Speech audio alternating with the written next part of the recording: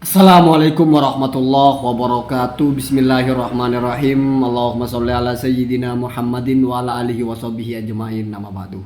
Ja'alanallahu wa iyyakum min ahlil khairi was sa'ada fid dini wad dunya wal akhirah. Amin. Allahumma amin. Semoga Allah jadikan kita orang-orang yang mendapatkan kebaikan di dunia, mendapatkan kebahagiaan di akhirat. Hidup berkah, di akhirat mendapatkan anugerah. Amin Allahumma amin. Ini berlaku untuk siapapun ya.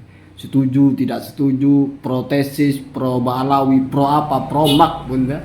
Pro make apapun, tetap saja kita mendoakan dengan doa yang sama. Amin Allahumma amin.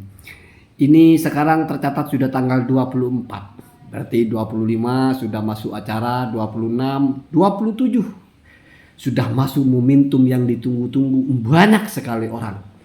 Tetapi sekali lagi, ada kemungkinan Kiai Haji Imaduddin datang, ada juga kemungkinan tidak. Ya walaupun kalau kita bicara tentang kemungkinan-kemungkinan, apapun semuanya mungkin. Walaupun dari kemungkinan-kemungkinan itu berdasarkan unsur-unsur atau berdasarkan prediksi-prediksi, ada yang mungkin lebih dominan atau kemungkinan yang lebih besar ya. Saya masih 50-50, mungkin Kiai Haji Imaduddin datang, mungkin tidak.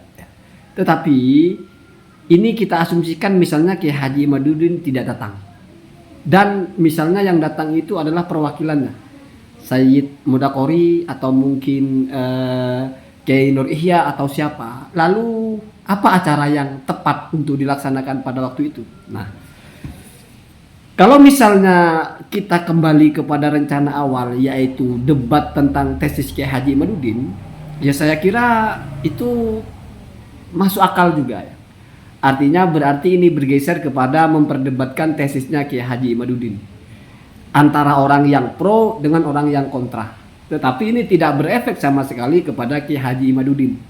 Artinya misalnya yang pro tesis itu tidak bisa berargumentasi atau kalah, tidak berarti Kiai Haji Imaduddin kalah. Kenapa? Karena Kiai Haji Imaduddin tidak bertanding.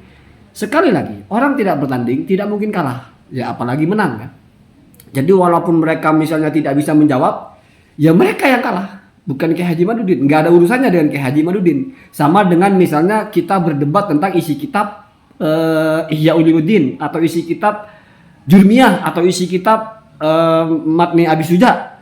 Terus kita tidak bisa mempertahankan argumentasi dalam kitab itu, bukan berarti penulis kitabnya kalah.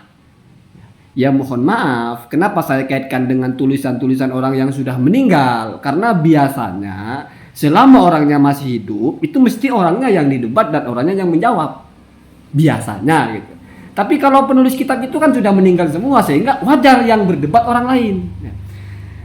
Kemudian kalau saya punya usul ya, untuk menghormati Kiai Haji Imaduddin, artinya untuk menetapkan hierarki beliau sebagai topnya, acara itu adalah debat dengan Kiai Haji Imaduddin. Kalau misalnya Kiai Haji Imaduddin nggak datang, terus acaranya masih sama, berarti wakilnya ini kita anggap sama dengan Kiai Haji Imaduddin. Wah, menurut saya itu kurang bijaksana ya. Kita itu memperlakukan orang itu kan sesuai dengan makomnya lah gitu. Kita sepakat lah, yang paling menguasai tesisnya Kiai Haji Imaduddin ya Kiai Haji Imaduddin. Tidak mungkin ada orang yang menguasai tulisan Kiai Haji Imaduddin seperti Kiai Haji Imaduddin. Walaupun misalnya Said Qori ini sangat menguasai, ya tapi tetap tidak akan setara dengan Kiai Haji Imaduddin ya. Nah, ini malah bahasa tidak mungkin di sini mustahil adi ya. Biasanya begitu, biasanya sohibul kitab itu afham ya. Atau kalau ahlul bait itu atau sohibul bait itu afham ya, lebih paham apa seluk-beluk tulisannya gitu. Nah, karena format awal adalah berdebat dengan Kiai Haji Imaduddin, maka misalnya yang datang wakilnya, maka jangan lagi formatnya berdebat. Ya. Walaupun substansinya tetap ada, yaitu mempertanyakan atau ada sesi tanya jawab, atau ada sesi saling berargumentasi. Cuma formatnya bukan lagi berdebat tentang tesis Kiai Haji Imaduddin. Tetapi ini usulan Pak ya, usulan ya. Bagaimana kalau formatnya dirubah menjadi semacam presentasi ya, keabsahan nasab Sadah Ba'alawi,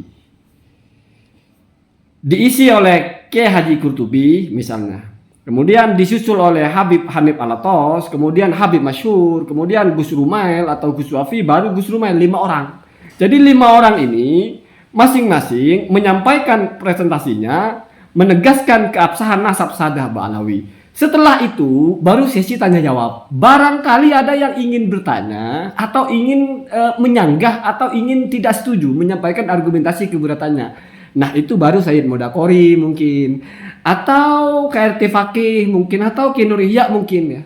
Kenapa kok formatnya berubah? Ya biar ada bedanya. Ada Kiai Haji Imaduddin dengan tidak ada. Ini cara menghormati namanya. Ya kalau tetap dianggap sama berarti Kiai Haji Imaduddin dianggap setara dengan mereka.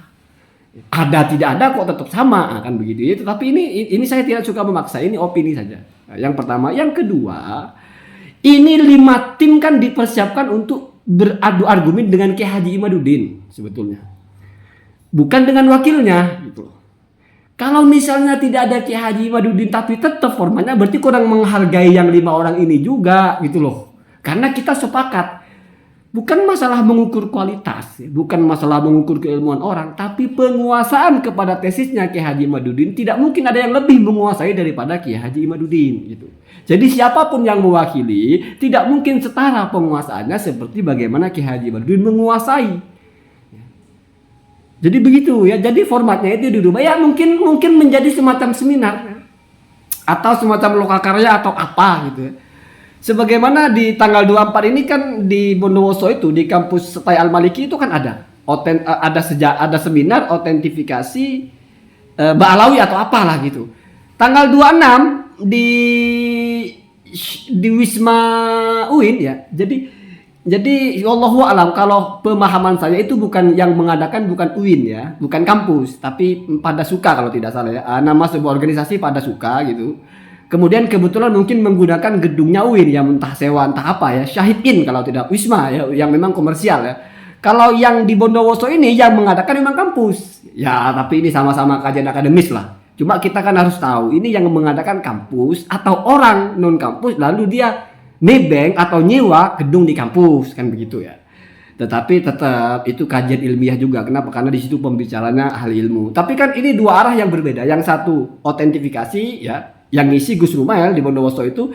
Yang satu lagi isinya validitas nasab Hadromi atau Arab Hadromi ketersambungannya dengan Rasulullah. Ya yang ngisi Sayyid Modakori, terus KRT Fakih ya, terus ada juga di situ Kiai Haji Imaduddin, kita tahu toh bahwasanya di situ maksudnya menjelaskan batal nasabnya kan begitu kira-kira ya.